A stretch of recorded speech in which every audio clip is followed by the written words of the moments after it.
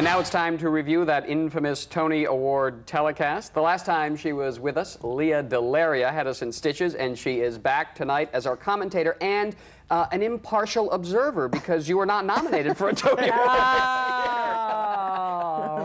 Bitter, party of one, your table's ready. And joining Lea is our old friend Patrick Pacheco, the theater columnist from New York Newsday. The veteran. the veteran theater columnist. Welcome. All right, Lea, you were at a party watching the Tony Awards. How bad was it? I was at the in-theater party, which was really a wonderful party, I have to say. I had a great time. There was a lot of people there, and everyone, thank God, because I'm actually still sleeping. From watching the it's interesting because to me, even as a kid, I don't know if you guys are like this, but even as a child growing up in the Midwest where I grew up and loving musical theater and living in this town that had been surrounded by an information-proof shield since about 1924, right? The Tonys, when the Tonys first started getting telecast, it was always a thing for me, so I always have watched them. It was your connection to New York. Yeah, it was with my total connection to New York and Broadway and that sound that I loved. So I always watched them, and this was definitely, I mean, if I wasn't going to be in the theater for the Tonys, this was probably a good one for me not to be. I mean, you know, it was weird. It was weird, and to me, really, the only real human moment happened when Audra McDonald, who every time she presents a moment, it's a real human moment, when she said trite instead of right, and went back and corrected it, and just laughed her head off about it. That was it, and that was on the PBS part. So it's like, oh my God. Well, What was that play around? What would you call that?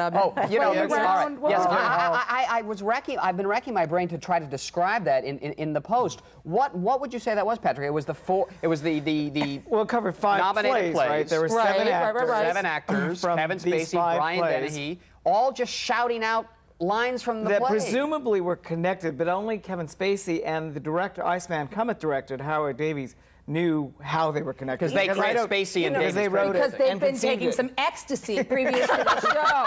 So it all had a through line for them. You know, I thought that the rest of us were like, what is this about? It's a good thing Davis didn't win the Best Director award because they'd had to go back and take it away from him.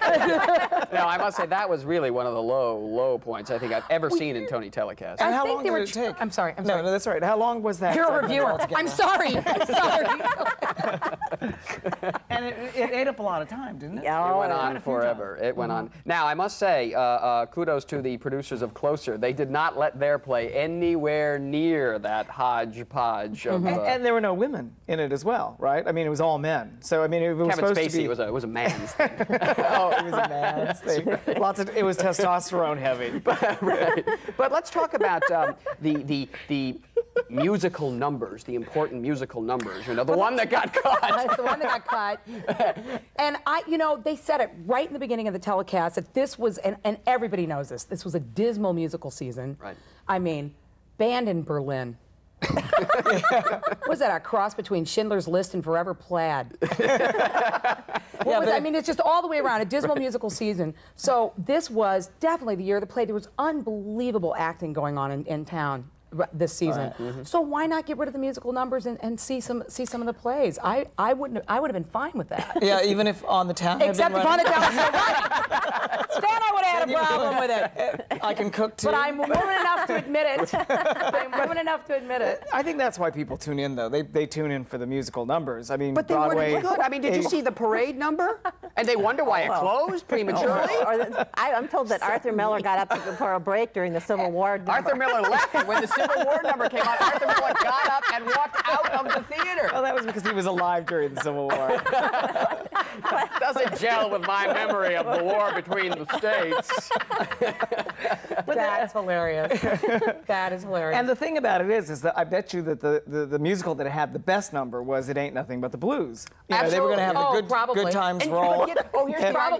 Probably. I mean, that's just always the way that works. Here's the irony of this. Ron Taylor, who created Ain't Nothing But the Blues, tells me that... How long was he in Little Shop, like 25 years. Something like that. Doing that Audra too. He was in that forever. He told me that the Tony Award people said, we want to end the show on a high note, so we're going to end with your segment from It Ain't Nothing But the Blues.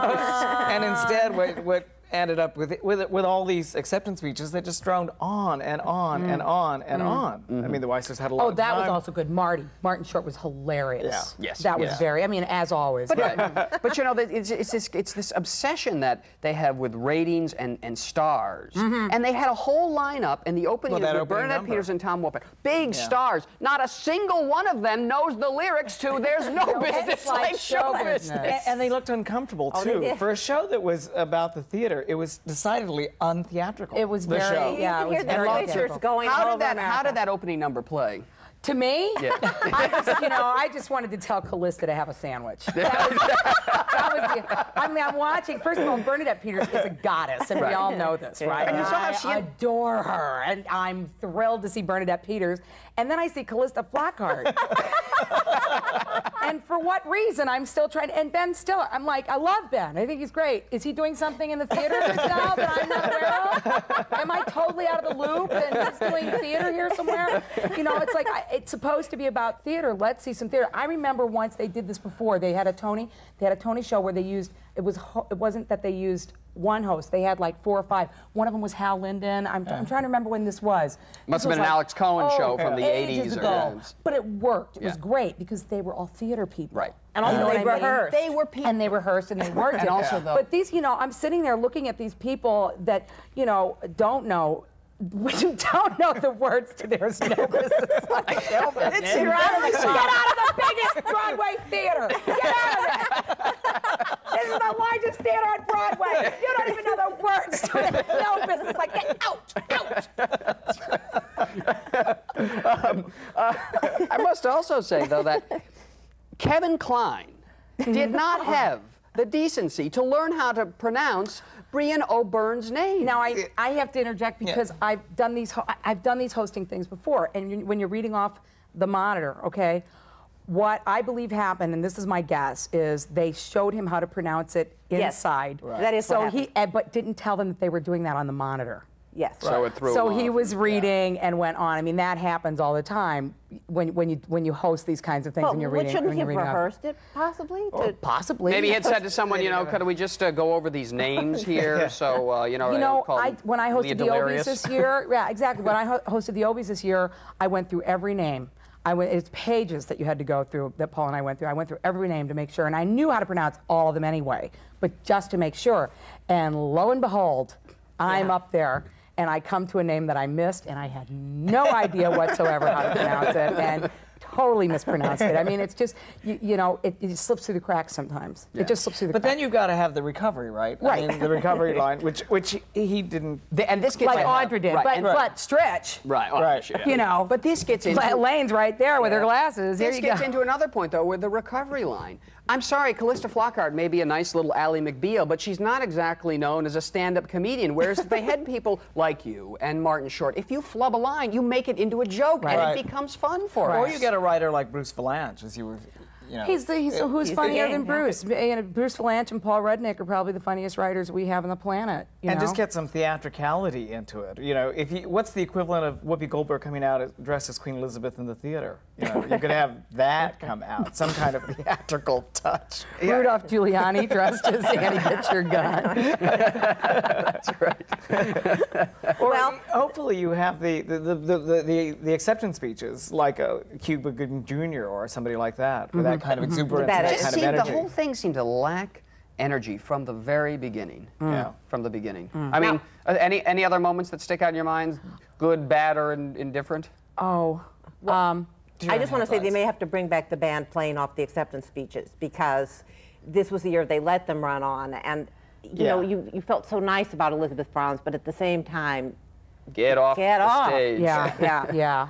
Because it does reach a point of diminishing returns. The Gwyneth Paltrow at the Academy Awards thing, too. It's like you could just see Blythe Danner in the audience going, we talked about this, dear.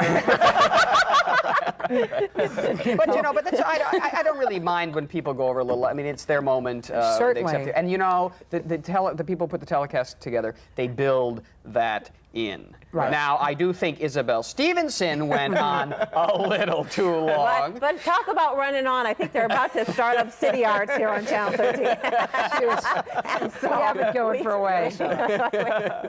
We got to move into the night. All right. What won for Best Musical? Civil War, wasn't it? No. Possibly. Fos. Fos. People who don't know call it. Fos. The new All right, well, musical. we'll invite the poor guys from It Ain't Nothing But the Blues to come on Theater Talk and perform the show. The number There's they were going to be going to a do. lot of them on CBS Network. Yes, we're going to see Put him on Ron Taylor. Letterman. That'll make up for it. Yeah, Put but him the on dirty little Letterman. secret about Letterman is he doesn't sell any tickets on Broadway. Really? Yeah. No, absolutely. Really? Put them on here. Put Put 'em him on He sells Rosie. tickets. We're going to have on CBS It Ain't Nothing But the Blues 24 hours a day. The All Blues channel. The All Blues. Sit back Okay. and relax. It's the All Blues Say goodnight, channel on Gracie. CBS. Yeah. Patrick Pacheco, Lea DeLaria, thanks for slicing and dicing the Tony Awards for us tonight on Theater Talk. Thanks.